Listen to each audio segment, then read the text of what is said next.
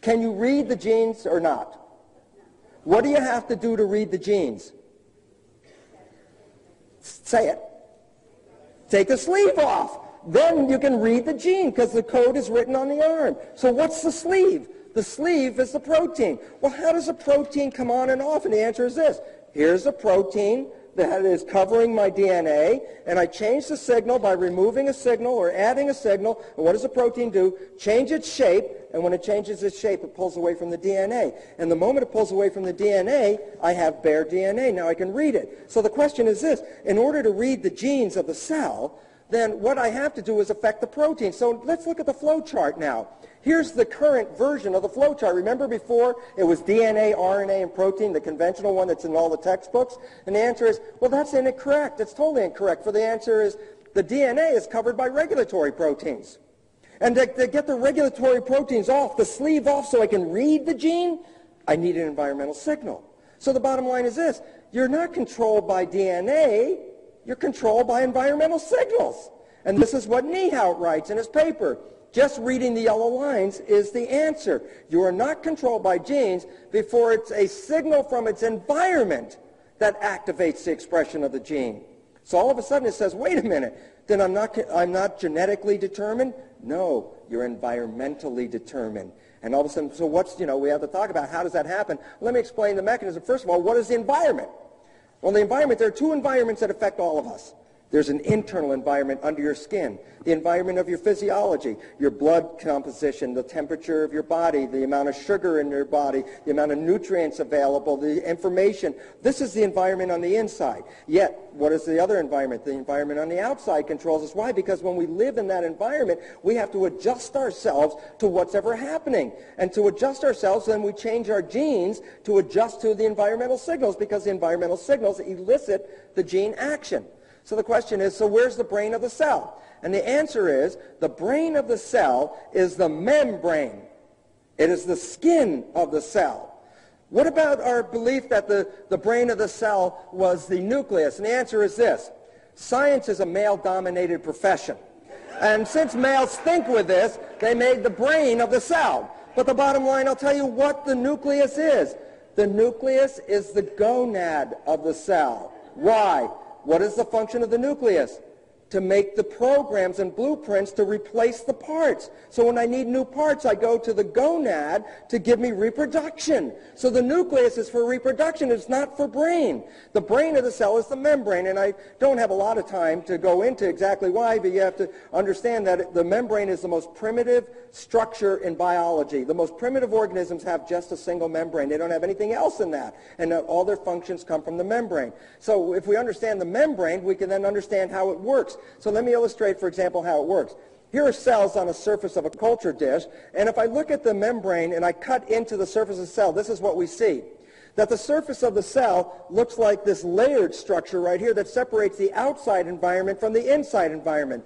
The yellow in the middle is like oil, and as a result, the membrane is a barrier that separates the outside from the inside because water can't go through the middle of the membrane and carry information across. So the self on the inside, under the membrane, is separated from the environment on the outside. But this wouldn't do any functions. This is just protection. To do function, I need the protein that does movement. Proteins do the movement. Proteins do the function. So like I showed you in my poppet bead version of the proteins, that these poppet beads insert themselves into that membrane structure that I showed you. And so that proteins stick inside the membrane. There are two classes of proteins in the membrane. They're very important. One set is called receptors. What's a receptor? Do you have receptors? Of course you do. What? Name some. Skin. Name some other ones that people are pretty obvious about. Eyes, ears, nose, taste, touch. Where are all the receptors located? In your skin. And the same with the cell. But in the cell, they're not organized into these structures that we see, but the proteins have antennas on them. And each different thing the cell can see has a different protein with a different antenna. So for insulin, I have a receptor that sees insulin. For glucose, I have a receptor that sees glucose. For light, I have a receptor that responds to photons of light. So for everything the cell can see, there's a special receptor inside the cell. And then the receptor is for what? Taking signals in. That's what receptors do. I see through my receptors. But now when the signals come in, I have to make a behavior to respond to the signal. That's the other set of proteins. The example that I'm going to use from the other set is called a channel. A channel means a canal. And the point about it is, in the resting state, the channel is closed. Nothing can go through the channel. But in an activated state, the channel opens up, and there's a tunnel that goes from one side of the membrane to the other. Let me explain how they work. This is an example of the receptor. Let's explain how it works. The receptor sits in the membrane, has an antenna sticking up, and look at the bottom. Watch what happens when a signal comes in. The signal, remember, the environmental signals cause a conformation change. So look at the shape. So if I'm inside the cell, I know if the signal's there because I can look at it. But when the signal goes away, then the conformation goes back. So remember, I showed you this. Conformation 1, conformation 2. What was the difference between 1 and 2? The signal. So when a signal comes in, the antenna receptor changes its structure.